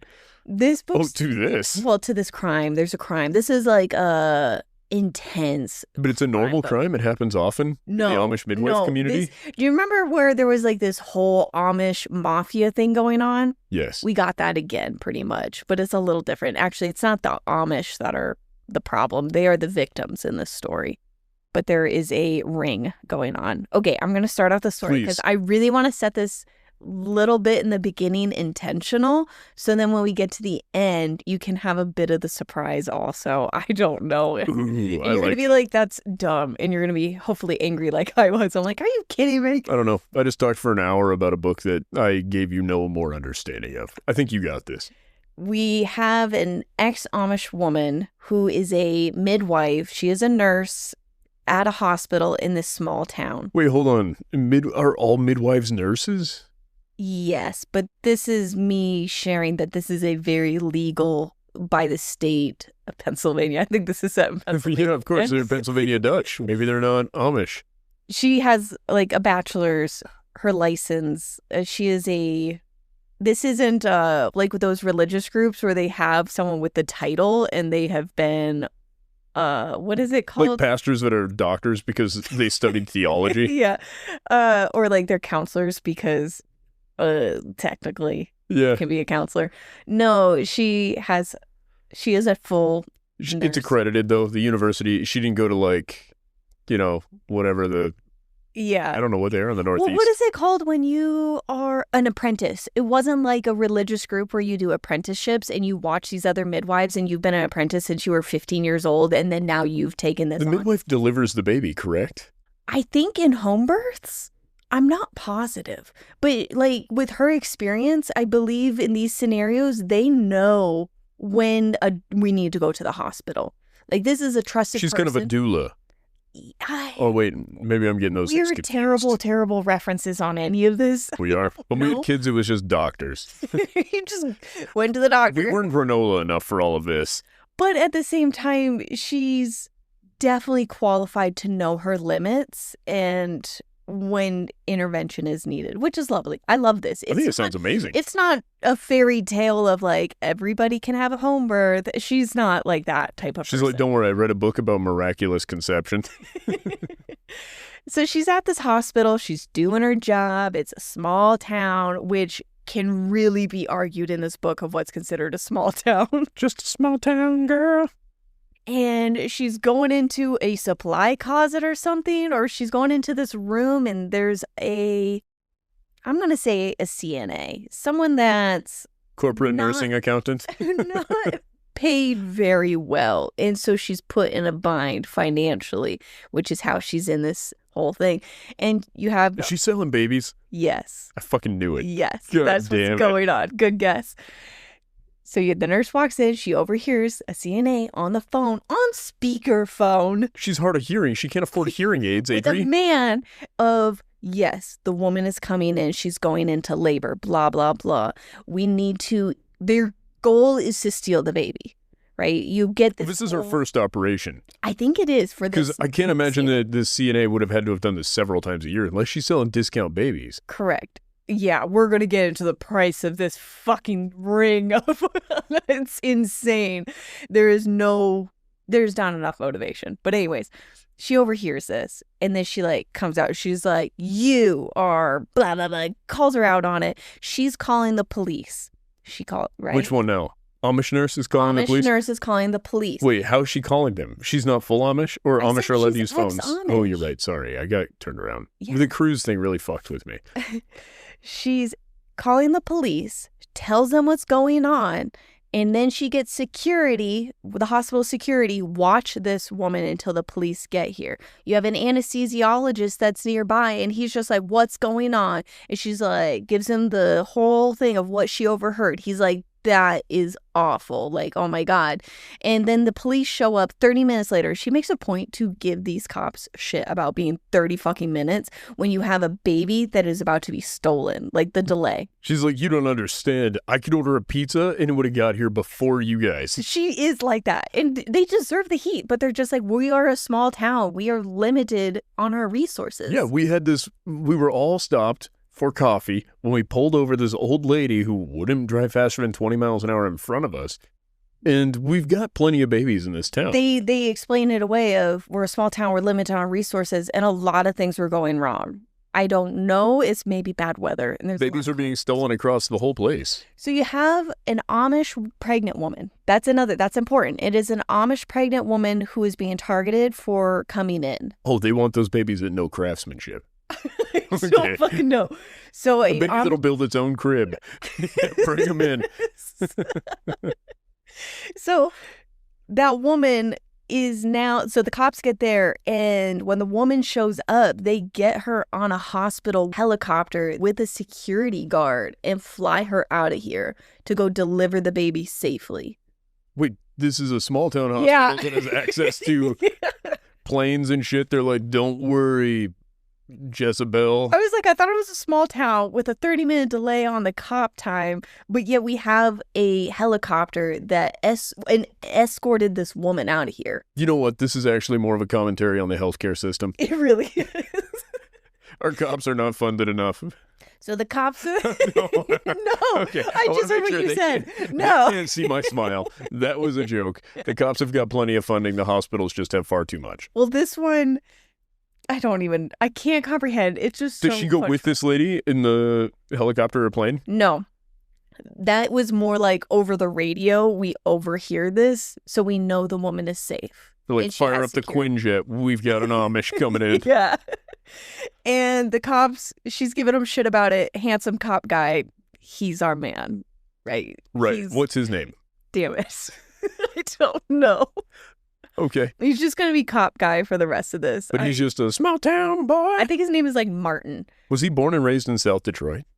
Might as well be. Do you think he took the midnight train? Stop it. Going anywhere? Okay. He's not Amish. The last couple books I read, the man that the woman falls in love with is also ex-Amish, and they both become Amish together. Again. Yeah. They re-Amishize. Yeah, they come back into the But does this guy look like he can grow a real beard? Like a thick one? No, I didn't really read his details. I don't think he becomes Amish then. I don't think so. I think the end of this book is her just regaining her faith, but not becoming full Amish. What does that mean? I don't understand the Amish faith enough. What does that entail? They're just Christians. But like, just Old Testament Christians, right? I don't know. Okay. I don't know. It didn't tell me these details. She completely cut herself off from not only being Amish, but also religion. Oh, okay. Because of what happened to her. But she still doesn't believe in baby thieving. Well, obviously, who would? I'm just saying, there are certain people that would be like, hey, you only get morals from religion. Happens in the next 2 seconds. Let me continue. Oh my God, the plane crashes. No. The Amish baby 9/11 himself. The cops arrest the woman and they take her over to the cop car. As she's standing there, they're all chatting. Gunshot, one, to the head, into the CNA. She's down. A headshot. This is 4 pages into this book. Or maybe it's fast. And it's just fatality. Absolutely. Headshot. And she's down, everyone's scrambling, blah, blah, blah. And I don't think they ever really secure the location because it doesn't make sense. She's now, like, I gotta go home. My shift is over. And the handsome cop guy was just like, well, you can't go alone. You are a target. She's like, why would I be a target? He's like, because you overheard the conversation. But then, cop, you're also a target. Yeah. She is a strong, independent woman. And I even think it's written literally like that. She's like, I am a strong, independent woman, and I don't want to rely on any of these resources. So she gets in her Jeep. I'm picturing. Of course, she has a Jeep. There's piles Jeep of ducks. Gladiator is what I'm imagining. Yep, and ducks all across the dash. And she's driving home, going about her day. The roads are a little shitty. And there's this guy coming up behind. Like, there's someone coming up behind her fast. Like, how crazy. He gets in the oncoming traffic lane next to her, and he's pointing a gun at her. And she's like, whoa. So we now have a headshot. We immediately go into a high-speed chase. She uses the buttons on her Jeep to call 911, and he shoots at her. She's got a special 911 button? Oh, never mind. Yeah, never mind. We all have that. Yeah, it's a newer one. Sorry. Well, of course it is. My car. Maybe. But she gets shot in the shoulder as this guy, and this guy's like running into her. He's hitting her. He's trying to shoot at her. He's not as a good shot this time, clearly. Well, he's driving in inclement weather. Yes. He's doing a hell of a job. And the cops are trying to get there, and it's taking them forever. And they do drive slow. We have learned that. And finally, she sees in the mirror them behind her. The lights are flashing, and then the guy just takes off and leaves her. What the fuck is he in, a Subaru? How's he just able to handle these roads like it's nothing? She is like me. She can't describe vehicles. She crashes her car. They need to get the jaws of life to get her out of it. In a Jeep? The doors fall off of them. I didn't think of that. This is a wild play. It's like 4 bolts and you can take the doors off. So she's like bleeding out, slumped over, and the handsome cop guy's pounding on the way, wake up, wake up, wake up. And she's just like...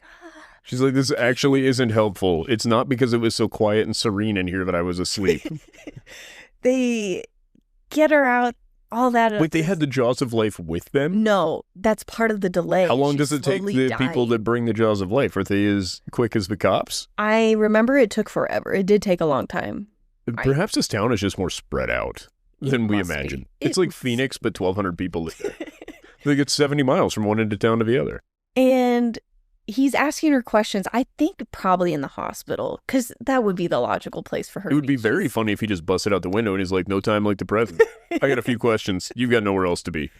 So she's at the hospital. He's asking her questions. And she's like me. And she's like, I don't know vehicles. It's older. It's no longer being made. And it's a 4-door sedan. And she's like, it was dark. I don't know what color it was. It could have been black, could have been dark green, dark blue.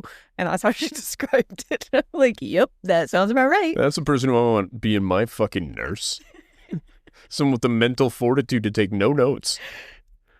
So she has her surgery, on her shoulder, and they're just... Wait, why are they doing surgery on her shoulder? Well, she got shot. Yeah, but unless it shattered the bone, you leave the bullet in. You don't take the bullet out. You just patch them up a little. You sew it together. That's probably what happened. She's given a prescription of antibiotics and pain reliever. What do you think she's taken? Only the antibiotics. She doesn't need no pain reliever. Yeah, because she's a strong, independent woman who does not want to face drug addiction. Yes. What is the logical step now to keep her safe? She has no vehicle. You sell the pills that were for the pain. No. And you use that money to move to a place where there aren't crazy people trying to murder you. The handsome cop in a police department that is so low on people, he's just there at your bedside in the hospital while on shift. Like, he's not working. He should be working, but that's his excuse. He's like, well, it's important that I work on this case right now. Have you seen how the cops collect overtime in some of these places? Yeah. This is how it happens. This is how it is done. He's just sitting there playing Sudoku while she's laying in bed. And he's like, well, I got to keep you safe. Where are you going? I need to know that you are going to someone's house where someone is there with you because you were clearly a target now. And she's like listing all these people in her head. She has no one. It's actually really sad. She has 2 brothers. They're in different areas, and her parents are on a cruise. She has a sister that didn't answer the phone. Well, yeah, her sister was murdered. She was the CNA. No. All along. No. Well, no wonder she doesn't have friends. She's a fucking snitch. She told on that CNA so fast. What? Good. And he's like, I'll come with you. I'll sleep on your couch. Oh, operative word. He's coming with her. Yes. He's like, you have no choice. You have nowhere. Like, I'm not allowing this. This is ridiculous. She's like, blah, blah, blah, blah, blah. And he's like arguing back. And that's like this cute little flirt. He's like, it's my duty to keep you safe. Does she giggle when he says duty? Shut the hell up. Okay. Do you? I do. It's my duty on the floor. You. So they Gross. go to her house. He's going to sleep on her couch. With her. No. Also on the couch. In the middle of the night, the smoke alarms are going off. This man that was chasing her down has now set the garage on fire. Well, good. Just a little information for everybody who's listening. Of the rooms in your house that you would like to be set on fire, the garage is the only one that is built to a code of fire resistance outside of the rest of your home. Well, not this one. Well, it's not like it doesn't last forever, but it buys you a minimum of 20 minutes with the door alone, and normally 5/8 inch sheetrock, I think you've got an hour and And change. you're really going to love this part. So you have the side door like you would on a attached to garage. Yeah, That's don't where open it. That's where the fire's at. Yeah, but somehow like it gets through. She crawls her way. Oh, and the guy on the couch, the cop, he somehow got knocked out. I guess the guy not only set the house on fire, but also knocked him out. So she's trying to crawl to him. Fireman carry him to the front door. With her busted shoulder? Yes. Oh, she's strong. Yeah, she's actually really badass. So she carries this man who's passed out. She gets to the front door, and it's missing the doorknob. This guy removed it so she couldn't escape, but then like sealed the door. Sealed the door? I don't know. She can't escape. Okay. The door handle is gone. She said that she could feel the holes there, and there was no doorknob, and she couldn't open it either. The amount of quiet maintenance this person was able to achieve.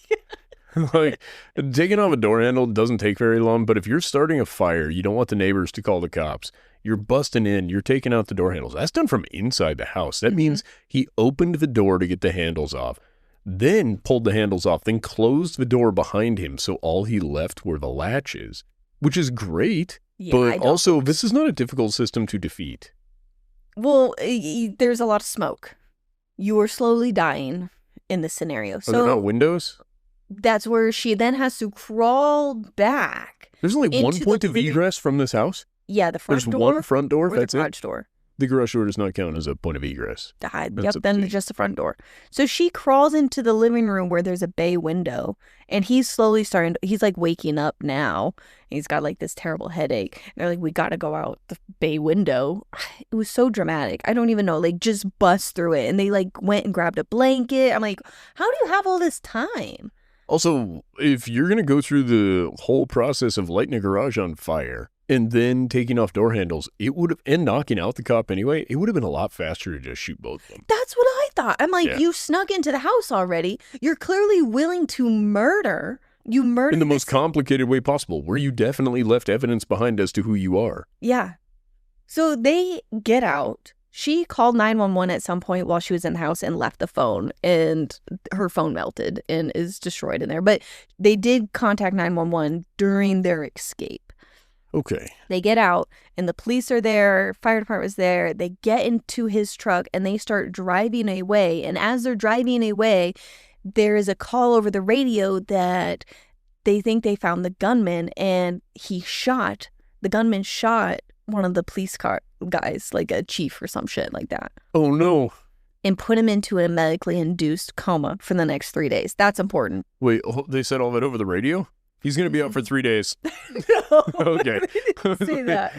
We know that he got shot, and then we learn as the day continues. Where did he get shot that he's in a coma for 3 days? I don't know. They domed him? Medically induced coma, whatever reason. We got 2 comas in the story. This is coma number 1. Okay. I'm just trying to figure out, I don't understand the medical system at all.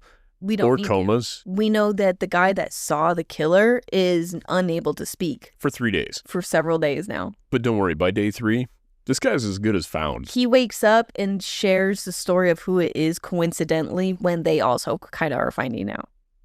Well, that makes sense. You know what they say, the first 72 hours after the chief is shot are the most important hours.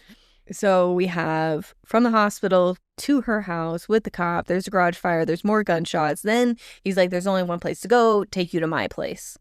Where his mom lives with him, but she Live with him? Or does he live with his mom? Let's be real honest. I think mom lives with him because that's how it was worded. But this mom is fucking crazy. What is the movie where it's the wrong kid died? Dewey Cox story, right? That Yes. movie. That is what this mom is like. This man lives with his mother. She is out of town right now. She's like with some sibling, but she's texting him at midnight while they're going to sleep of how I wish that your sister was the one that lived. You are essentially a piece of shit and all these other things. And the story is, Okay, hold on. Now the Amish lady's like, who's texting you at midnight? My mom. She's drunk again. that's exactly what it was like. And just like the wrong kid died and like telling him about it. And it was so fucked up. But what happened is he and his sister are living at home. He's the older one. She's a teenager. He's like a young adult or an older teen than his sister. Mom is working full-time 2 jobs because dad left them. Sister was being cyberbullied or bullied to the point that she committed suicide, and mom blames the son for not noticing the signs and not saving their daughter. He does seem like a bad cop. He slept through a burglar walking into her house. Do not blame him. This is crazy. He's a bad son. And I'm just like imagining, I've never obviously written a book. I am never an author. I could not know an author's mind. But I'm like, these are wild details of a backstory for this man. And how it's being developed is that his mom is bullying him. Well, on a note earlier, I forgot to mention Carl's mom committed suicide. Oh, that's so sad. Yeah. But at least no one's blaming him for her death. Kind of, yeah. Oh. Doesn't matter. Gets into it later. Well, Great books, read them. it's a good book. But yeah, so that's his tragic backstory, I guess. Okay, and it's not like it's a past tragedy. It's like there's a bit of a past tragedy, but there's also a very current tragedy, which is his mom is still alive. Yeah. Okay. They sleep the night there, and they wake up, and she's calling out of work, obviously. They're like, yeah, dude, you're She's like, I'm calling gunshot wound sick. Yeah. They're like, actually, it's going around. Be careful. Oh, There's a chief in here. You're gonna love this part because the police department says, we have your car. The Jeep is impounded, but you're welcome to come pick it up. And we know that it's destroyed, but don't worry about the cosmetics. The police department will cover it. No, they won't. No, they fucking won't. You also Please. ideally have car insurance. That's what what I covers thought. this. I'm like, why is he telling her, like, you can go drive your car at least to get somewhere safe, but don't. After the airbags and everything have deployed, it's not roadworthy. Like, the hell is wrong with Give you? me the cosmetics and the police department's gonna You cut cover the it. seatbelt out, dipshit, to get me out. No, I cannot legally drive it anywhere. Oh, I think I know why he said it now. When I said He's that dirty they had cop. to cut her out of the car, they had to, I'm assuming Jaws of Life, her out of this vehicle. And the police department would cover that, is I think what was being said. Still, that's not how that works. No, it's not. And also, you can't drive it No. anywhere. It doesn't have seatbelts and the airbags are all deployed. It needs to be towed to a body shop, minimum, and they're going to fix it. No, The insurance company is going to take one look at it and say, this is a total loss. no, it's a great car. She Okay. gets to drive it. She does. She's on the road again. Yep. So Just- they're now driving. Hold on. The other cop's the dirty cop, though. No. There's a dirty cop involved. 100%. The dirty cop is the guy who's he's one of them up to no good. The dirty cop theory is thrown out after this next scene because Oh. he's like, how the hell did they know? So he's driving her to the impound place, The lot. Yeah, Yeah. the impound lot. picks up her prescription. He thought of it himself. At the impound lot? No, on Oh. his way. He's just like, do you want breakfast and your medication? She's like, yeah, I think I do. She's like, I didn't tell you I had medication. And he's like, I went through your medicine cabinet. while He you were was there when they were talking about her prescriptions. He was in the room. Yeah, in the well, okay, prescription yeah, game. that's fair. I forgot about that. Yeah, he wasn't working. He was hanging out there. He's attentive. finishing the investigation. So he's driving her to the impound lot. He stops, he drops her off, and she's really scared. She's like, I got a bad feeling. He's like, well, I'm right here and your Jeep is over there. He doesn't walk her toward it? No, he He's doesn't. like, just walk across the parking lot. It's not that scary. Yeah. I'll leave the lights on behind you. Yeah, that's exactly what it was. He drops her off and she's the one that's walking through the gate to her vehicle, and he's staying in his car because he was going to drive. They were both going to drive together, like in two vehicles out of there. And on her way there is another culprit who is shooting at her, and he grabs her and he's got her like in a chokehold or something like that, holding her at hostage, gun to her head. And you have this guy like, oh my God. And so he's got his gun drawn. He's ready to take a shot, but he can't. The way you're holding your hand behind your head with the gun drawn is so concerning to me. Well, I was showing like a big gun. He's got his gun drawn and it's like a pistol behind his head. Yeah. It's like, I'm so good I'll shoot from a yawn position. Ugh. His buddy, because we're at the police station, his buddy is coming in behind. I don't know how they do it, but she is held hostage and somehow she escapes. I'm assuming she kicked him in the nuts and she gets down. Wait. While being held in a chokehold, she kicked him in the nuts? She punched him, hit him somehow. She's very flexible. She's in with a shoulder wound. That's what I'm saying is I'm imagining how this happens. She's got like Mortal Kombat leg moves. She like whips her leg back there, just whooting, tickles his berries, and then Yeah. bails. And also smoke inhalation going on. She never went to the hospital after the fire. Was her bedroom upstairs, downstairs, or on the same level as the it was garage? the same level. I think it was all one level. There's a chance that the alarm caught it and she didn't actually have to deal with much of it. They never even checked her out. They didn't need to. She called it sick. She was just like, I don't. Yeah, she's like, I'm not going in, guys. They're like, yeah, dude, I heard your house burned down. She's like, yeah, and I was shot that afternoon. Like, it's crazy. It's insane. My house burned down. My car has been torn to shit by the jaws of now life. She's being held hostage with a gun to her head. She escapes. You have handsome cop guy up front, and then you have Barney Fife coming in to flank him. Yeah. And I think they shoot him in the leg, the main cop guy, because he's willing to protect her, but he's not willing to kill. He's a good guy. Wait, the handsome cop? Handsome cop does not. Has it occurred to us that maybe he's just a really bad shot? He was going for center mass and he hit thigh. I'm noticing a theme that these, in the Amish ones at least, that they aren't willing to take a life. Yeah, well, litigation is going to be the enemy of that. Personally, I would like you, if I'm held hostage like that you don't aim for the knees. Baby, I will be ripping out throats. I don't know, you see MacGruber? Okay? If you're taking hostage, the bullet, I'm going to shoot you in the shoulder and it will pass through and get them in the heart. I've seen enough Batman. I think I know. Okay, I made some milestone notes because there's so much action in this book. So she's held hostage, she escapes, they get that guy, they get no information from him. They go back to his house, and as they're watching the news, on their way back to his house, because it's over the radio, they overhear an apartment fire is going on. So obviously the police department is going to there. More lives are at risk. But at the same time, what's going on? Because I think this is all staged. That dude's getting busted out of jail. At an Amish grocery store. Didn't know these existed. I didn't either. Nope. There's a Amish grocery store. A pregnant I think it's just woman- called a farmer's market.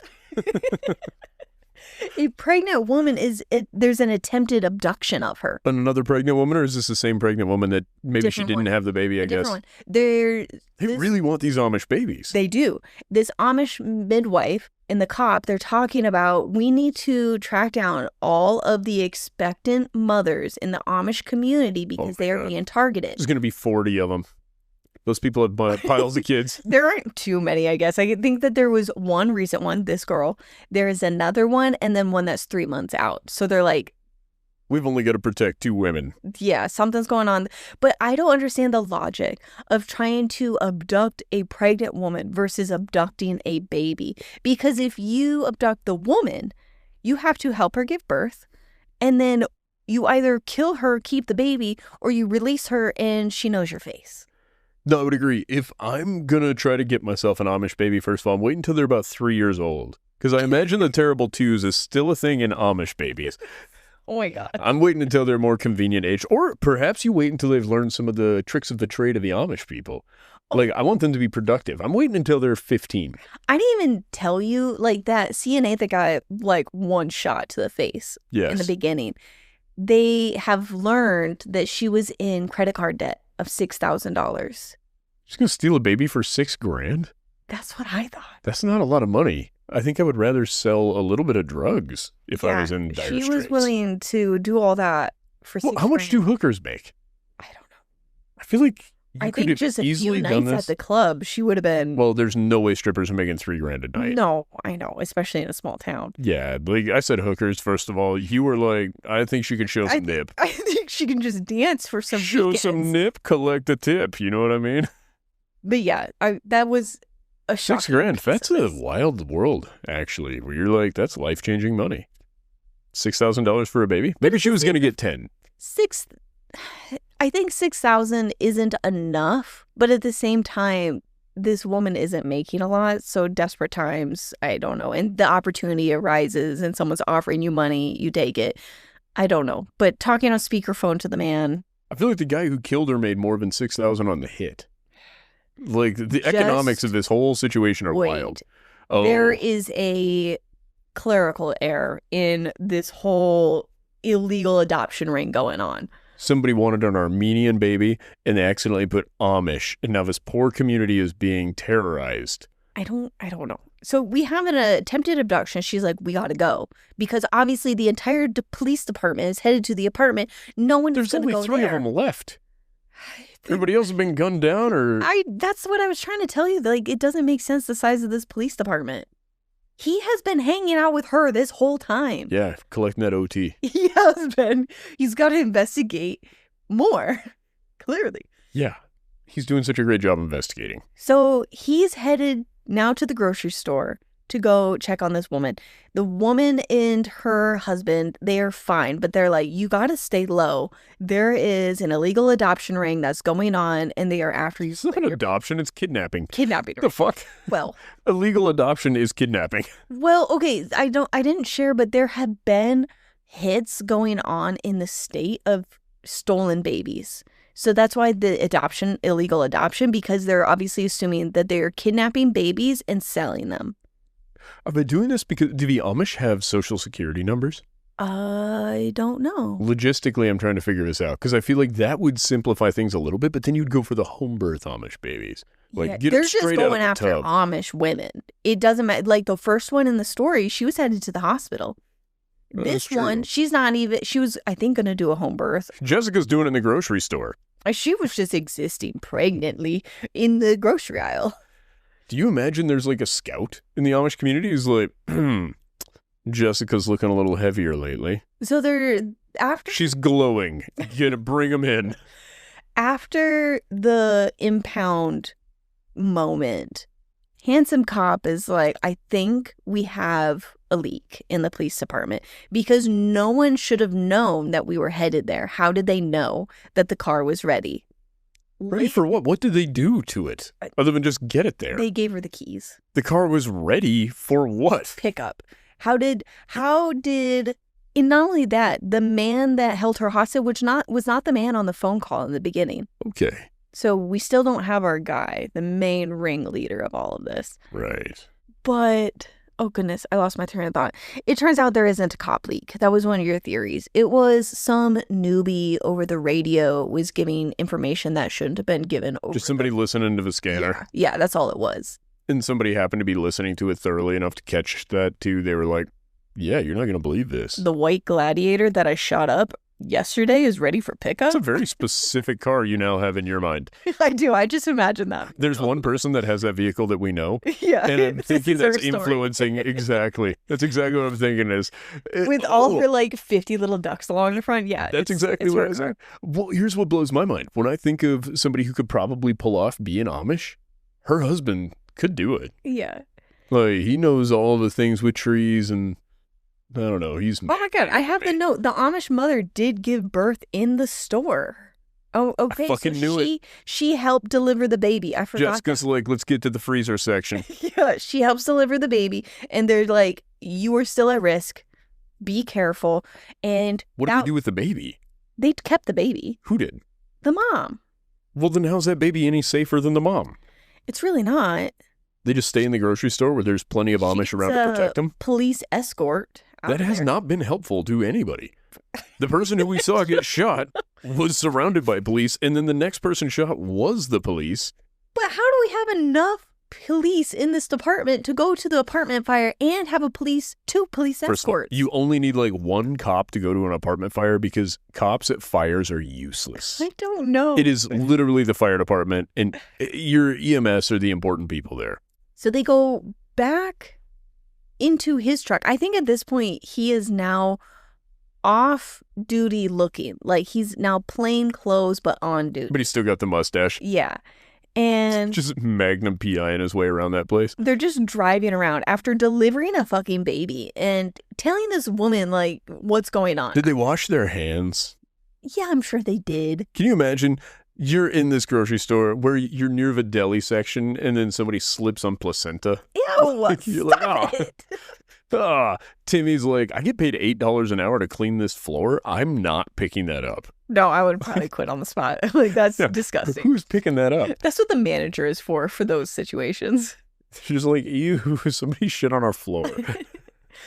So they leave that wild scene and they're just driving around. And then we have our one-on-one intimate talk. And I'm not going to get too much into it. She has a traumatic past of what pulled her away from the church, the Amish community. Was it during Rumspringa? No. She didn't even make it to Rumspringa? Or she made it through Rumspringa? She was with a man that she thought her parents wouldn't be accepting of. And then she's pregnant and then he leaves her. And then she miscarries. Oh my God, she's the one trying to steal the babies.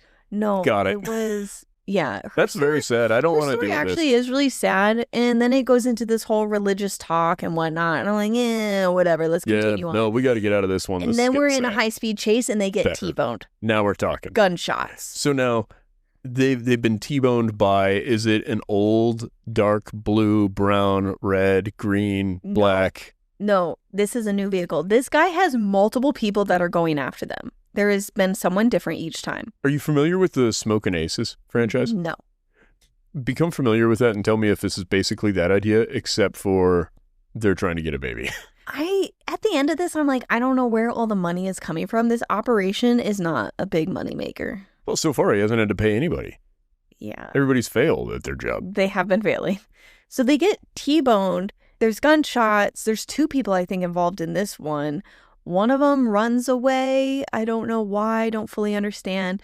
The second one, I think I got confused on timelines. This is the one in my notes that he shoots him in the leg because he can't take a life.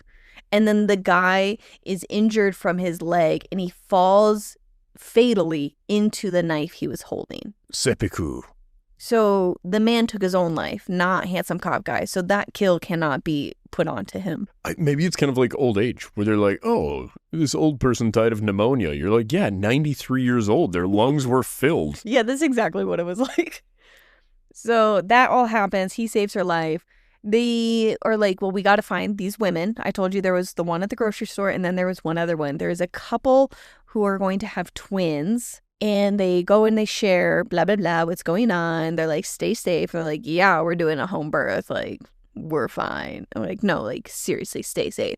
Then handsome cop and her stay at a hotel. And while they're at the hotel, someone breaks into the room so quietly, they kidnap her, pinprick her with something that drugs her. She wakes up, she's in a buggy, and the man in the buggy seems really conflicted, like, of what he's doing and feels really guilty. And she's like, let me go. He's like, I wish I could, I just can't, kind of story. And he pulls over, he goes inside a barn, and she escapes, and she's running for how long? I don't think enough that she forgets she can't backtrack where she came from. She's unable to do that. Oh, she got kicked out of the Amish community because she was bad at it. I don't know. It's only a page and a half from the time she escaped to the time she comes up to this diner where handsome cop and his best friend cop are walking into the diner and they see her. Wait, handsome cop was just like, you actually don't need me anymore. After that dude killed himself, he's like, I think I'm going to go get lunch with my buddy. You're a bad hang. People keep dying. So supposedly he wakes up in the middle of the night. It's like intuition. He knows something is wrong. Like that's how meant for each other they are. He has intuition that something's wrong. She's already been kidnapped. So he's best friend cop. We got to go find her. Why they were walking up to the diner, I'm suspicious. Were they getting breakfast before they went to look for her? Supposedly not. You can't search on an empty stomach. I don't know. So she saved herself. They have some breakfast and they're talking. She's like, it'd sure be a waste to not eat while we're here, right, guys? Yeah. So they're eating, but yet she can't backtrack her steps. I don't know. But she ran into an Amish woman along the way who gave her some clothes. So she was able to backtrack back to that woman. Wait, that Amish woman who was just out and about had extra clothes on her? Yeah. Where was she on her way to? I don't know. She just ran into an... Okay. It doesn't make sense, but the two cops and her make their way back to her, and they were like, hey, do you know of any pregnant ladies nearby? She's like, yeah, this couple, you should go talk to their family. The woman is missing. Uh-oh. So they go talk to that family. And then when they go talk to that family, they're like, yeah, we're really distraught and what's going on. And they're like, obviously your pregnant daughter. But you guys didn't bring this up to the cops? No, I think the cops were probably involved. Well, then why wouldn't our cop and his buddy know? It's a really great point. It seems like this is a hot button issue around there, and it really is. Everybody should be more well informed. It really is. And they also noted that this time she was not shot. She was kidnapped. So they are trying to keep her alive now. Oh my God, she's pregnant. And they can smell it on her. Yeah, okay. She's a midwife. They need her to deliver a baby. Oh, that makes so much more sense. You never know. I was like, maybe it's like a Dwight thing, right? What do you mean? You know, the bears, they can smell the menstruation. Oh my God, no. Bears beats Battlestar Galactica. Those are two different things. That's Anchorman and The Office references that you combine into one. Regardless, oh my God, you're right. I thought of The Office because of Steve Carell, and that was Brick for Bears Can Smell the Menstruation. Yep. Who was played by Steve Carell. And then you did Bears Beats. Yeah, Battlestar Galactica. God damn it. So the family, they're distraught. Their daughter is missing. They say her husband is out looking for her. There's nothing he won't do to save his wife, wherever she may be. Oh, he was going to trade this lady. That's the guy who kidnapped her. Yep. Yeah, that makes sense. So they go to his house and she's like, oh my God, this is the barn that I escaped from. Like, okay. So here we are. And it's unsafe to keep her in the car. Just lay down in the back of the cop car. I don't know why she had to come along with them. But it was... She has to be with them for safety. Remember when she wasn't? She got kidnapped by the Amish guy? Yes, that's what they said. And then luckily ran into the female haberdasher? Yes. And they made a point of talking about how safe she was. Like, she's sandwiched between these two men. Like, they gave it, like, some proper name. I don't... Eiffel Tower? Oh, it's a different thing. It's a different story. But the guy still high-fived. Yeah. The handsome cop guy risks his life to protect her by checking out the area and making sure it's safe. He's going into the barn and you hear this groaning. I thought it was a woman giving birth. No, the man is shot. The handsome cop is shot? No. Handsome man finds that Amish guy whose pregnant wife was stolen. They find him with a gunshot wound. Okay. The wife shot him. Wife was never really kidnapped. Yeah. She just wants free medical care, so she organized this whole thing so that midwife would show up and help her give birth. I am a little lost on where you're going. I think I was trying to think of the story some more. So it doesn't matter. I said some nonsense, but it happens to be true. I'll be like, yeah, no, shit, it was obvious. Yeah, it was so obvious. Do you know who the killer or who this guy is, the ringleader is yet? Yeah, it's the cop's friend. Oh, I'm thinking that, but it's not the Amish lady? So this man is shot. They give him life-saving care. They call 911. The ambulance is showing up. Oh my God, it's the sister. She wants a baby. Where am I at? My notes. So boyfriend's house where she escaped. They enter. Oh yeah, they entered without a warrant. They're like knocking on the door, and she's just like, well, what are we going to do if he doesn't answer? He's like, well, and he gives all these really loose explanations of why they can enter without a warrant, and they just do it. Is the door locked? No. Then it's not breaking and entering. He's like, we smelled something suspicious. You were kidnapped, and this place is where you last remember. So that's enough. Let's go investigate. I don't know. That could work. The boyfriend is shot. I think the pregnant lady must be there. The ambulance is on the way. And it turns out it was the anesthesiologist the entire time. Oh, this is that's the story. Yeah. The anesthesiologist was there. And then we hear back from the chief that was shot earlier over the radio. And they're like, he's awake. It's the anesthesiologist.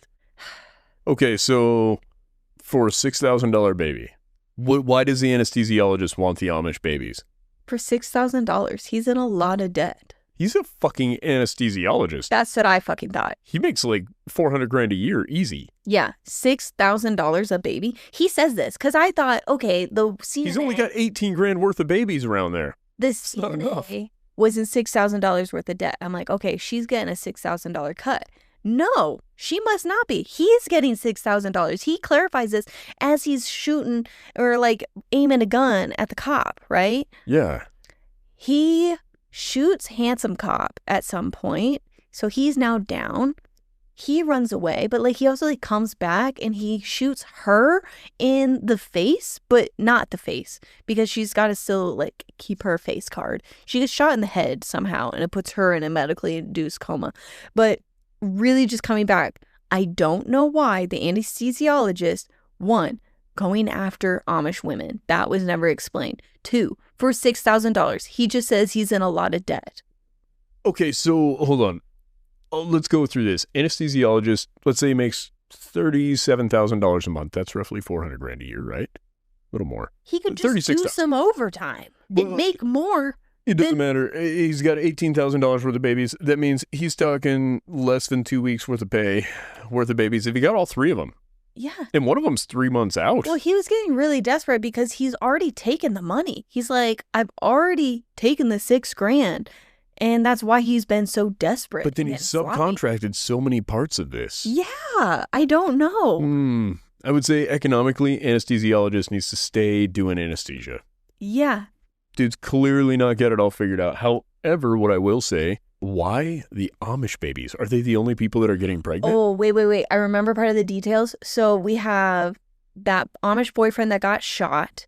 They start giving him life-saving care. They call an ambulance, but before the ambulance can get there, anesthesiologist shows up. He shoots handsome cop. He takes the midwife, kidnaps her, takes her to the pregnant Amish lady, and he's the one that's sharing like why he's doing this because he's trying to convince her to help this woman deliver the baby so he can take it because he's already taken the money. Okay, here's a real hot take.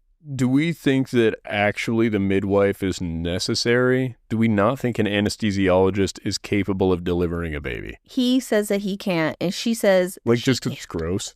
No, he's like, I've witnessed enough. She's like, I also have only witnessed it. So she must not deliver babies. But he's like, well, you're way better at this than me. I don't understand. Just to become a medical doctor, I think you probably have enough knowledge of how babies work that you could probably deliver a baby. None of it makes sense. I don't get it. So she's being forced to deliver the baby. She's like, if I deliver this baby, will you let the mother live? He's like, yeah. And she's like, I know that was a lie. All three of these babies are ready to pop immediately, though. Yeah. Was there some sort of festival? I don't know. In the Amish community where everybody got knocked up that night? Like, what the fuck is going on? Rather than delivering the baby right then and there. So this woman has to be on the verge of popping a baby out. She and the mother lay down. She tackles the woman. She doesn't tackle. Tackle's an aggressive word, but they get down. So then handsome cop that was outside the barn window shoots the anesthesiologist. In the face this time? Like to kill? Or it maimed it? It's technically fatal, but not like it's like a slow fatal He death. fell on a needle. Yeah. Killed himself. It's like a non-fatal wound. I don't know how to describe it because it's like they were able to continue to talk to him. I don't know. And then he doesn't suffer the consequences for his actions. He bleeds out. Because he's slowly dying and all the cops are there. They're trying to get the situation Oh, now sorted. All the cops have showed up. Yeah. They found the gas pedal this time. Yeah. So somehow she now gets shot, though. Who? The anesthesiologist shoots the main woman character of Again? this. She's now shot in the head. Oh, she dead?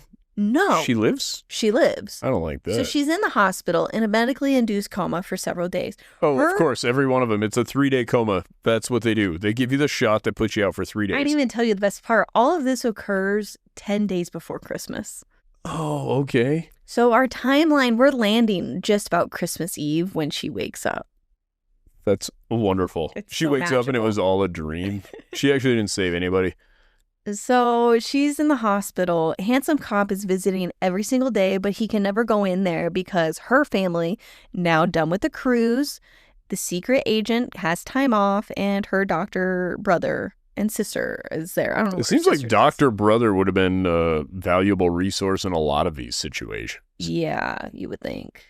FBI agent, perhaps. He could have been helpful, but I assume this is part of a larger universe. I am thinking so because they put a lot of weight into the conversation between secret agent. It was like a dick measuring contest between the cop and the brother of, hi, I'm special agent so-and-so. And then we get an internal monologue from Handsome Cop of like, oh my God, I didn't know he was a special agent. A special agent. Here I am, just an Amish security guard. Yeah. But he still shows up and is just existing in the hospital near her, waiting for her to wake up. And her dad sees this commitment and he pulls him aside before she's awake. This is several days into her being still out. He's like, you know, in the week you've known my daughter, I give you my blessing. He does. Yeah. He fucking does. The Handsome Cop confesses his love for his daughter. And he's like, yeah, you're a really great man. And this is important because she didn't think that her parents would approve of the man that gave her trauma before he gave her trauma. And so it's a really big deal for her parents to approve of a man. Oh, her parents hoped she would become an Amish lesbian. I don't fucking know. That would be fun. That would be hilarious. They'd be like, don't worry about this midwife business. She knows her way around the undercarriage of a lady. Oh She's like selling it. They're like in the grocery store trying to sell her to the other Amish women. But like, sure, yeah, no, Ezekiel, he can give you babies. But you know what he can't give you? And she wakes up and they kiss and they confess their feelings. And I quit reading because I think it was going to get religious and all that afterwards. It was starting to go that direction. I'm like, yeah, there's a few pages left. I'm done. Wow. I don't know how you can do that. You can get all the way through that book and then you get to like, there's a couple pages. You're like, I don't think this is going to pay off. I'm out. The payoff was knowing it was the anesthesiologist. And honestly, what I want out of this I hope books, in the last page, it was like some weird dude petting a fluffy cat, turns around in a chair that's just backlit. It's like, I'm glad he took the fall. Yeah. Because, yeah, $6,000 doesn't make sense. We do learn that... Well, not in this economy. Right. We learned that all of the babies were found and all of the parents that illegally adopted them will be held accountable. Oh, okay. All right. I see what you mean. Yep. So this had been going on. It wasn't just these 3 babies. Correct. This had been a continuous operation. Yes. Well, maybe, I mean, if this town's got 3 babies born a week on average, the population's going up by 150 a year. Yeah. That's not bad. I mean, if you start looking at that, 150 babies, $6,000 a baby, there's some money in that, actually. I'm just... But the like, system, how much was the transport... CNA getting? Was she getting like $100, $200? No, let's say that she was getting $1,000 a baby. I mean, it's still not a lot of money, but if you've been doing this comfortably, where you're averaging, 15 babies a week, or I'm sorry, 3 babies a week, let's say 12 babies a month, that's $12,000 a month. If you're not making a lot of money, that's not nothing. I also set you up in the beginning. Do you remember when I said she overhears this woman on the phone? Yeah, and that lady's in a closet on speakerphone. With the anesthesiologist in another part of the hospital. Yeah. Why? Why aren't they just talking to each other secretly somewhere? Why do they even need to communicate about this? The anesthesiologist is going to be very aware of it. This lady's about to give birth. He has to come give the epidural. I don't know. Like, you guys don't need to talk while you're there. And when he finds out that all this information, because he came out, he's like, what's going on? She's like, oh, I've already called the police. This is what's happening. I caught her talking to a man, blah, blah, blah. And he's like, oh, shit. So he goes out the back of the hospital. He's the one that does the single headshot. Yeah, no, he's a much better shot than a planner of baby stealing. I think this is a wonderful story. I think your book was worse than all of my books, but you did go through it in a day. I did, yeah. So that's something. And the absurdity is really what I love about these books. I get it. Because the plot holes of someone selling a baby for a few $100s, maybe $1,000, the other person doing it for a fraction of that cost. Yeah, it's just an anesthesiologist and oh my God, I can't speak. An anesthesiologist. Thank you. That makes hundreds of thousands of dollars a year is just, yeah, I gotta sell these babies. Yeah, I would agree. I stand by, I think rather than focusing on the fact they're stealing the babies, it's what are these people with this Amish baby craving doing with these Amish babies? Is it, I want a child that grows an awesome beard. I want a child who can build things for me. I want to know what the allure to a specifically Amish baby is. I think that was the anesthesiologist who made the comment that, well, the babies went to good homes. So I wonder if he thinks that he's helping these babies. You think it was altruism? I think that got him to shoot this lady in the face? No, I think that he thought he was doing good he thought the rich families were better off with these babies than the Amish women. Arguably true. It really sucks, but man, if you got to give a baby to somebody, make it a rich person. The fuck? Just do it. You're fucking generational wealth for the baby. Stop it. I'm just saying, they don't turn into good people, but goddamn is their life easier. No, knock it off. You're pissing me off. Because then I was like, because he makes the comment of, well, anyone that's able to pay $6,000 in cash for a baby. So that's not a lot of money. That's not a wealthy person. That's a different thing. He's like, clearly they can afford baby items. He says this. Yeah, so this is, you sure this, the anesthesiologist is just like the alt-right. I don't fucking know. But then when I think of like a higher price for a baby, then it gets really dark. It's like, why are you paying so much $6,000 is cheap. Yeah. Like, adoption costs way more than $6,000. Yeah, it's insane. This book was insane. I don't know. I don't know either, but I'm so glad that you read it. I thoroughly enjoyed this. It was great. I mean, I don't even know. I can't. I'm struggling with saying the word great, but it wasn't bad because the shock of every scene is so much fun. Yeah, it sounds like a lot's happening in a little period of time. Okay, so next week, Throne of Glass. I don't know. I don't know what our plan is. I'm listening to Serpent Feathers. I think it's The Wrath of the Fallen. Wait, isn't that Yes, The Wrath of the Fallen. That's what I'm currently listening to. I don't know if I'll get... What's that one about? That's Sam Kyle and Oh, Diana. fuck. Okay, yeah, that's the fourth one. All right, I'll listen to it too. How many chapters? No. Are we both going to? Yeah, why not? All right, yeah. I'm out of Dungeon Crawler Carl books for months. Sure, let's both listen to it, because I was going to make you read one of Grandma's books, and then I tell you about this one, but when I'm getting into it, I think I'm going to have questions, and I would like if you read it with me. I would love to. Wrath of Fall. How many chapters is it? I don't know. It's 22 hours long for the audio. How many weeks do you want to cram this bad boy into? 1. I'm just kidding. I could do it. I could do 22 hours in a week. Yeah, I was just going to listen to it passively. I love you. I love you. You're my bestie. You're my bestie. Thank you guys for supporting us. It's been a good time. If you'd like more, follow us here, TikTok or Instagram. Fable, if you want to join our book club. Patreon, if you want episodes early. Dropping on Tuesdays if you're into that sort of thing. Oh, yeah. Episodes are releasing on Tuesdays. If there's a 2-parter, it's going to be on Thursdays. We accept 5-star reviews and nothing less. If you leave something less, you're a motherfucker. No! Oh. Honest reviews. Not that honest. Only leave a review if you're willing to be a 5-star honest person. Should we come up with something mean to say to him on the way out? I kind of want to pick on him. No, I won't say love you. Bye. Oh, you can tell him that you love him. Okay. I won't. Love you guys before Ryan bullies you out of here. I'm fine with most of you. I love you, bye.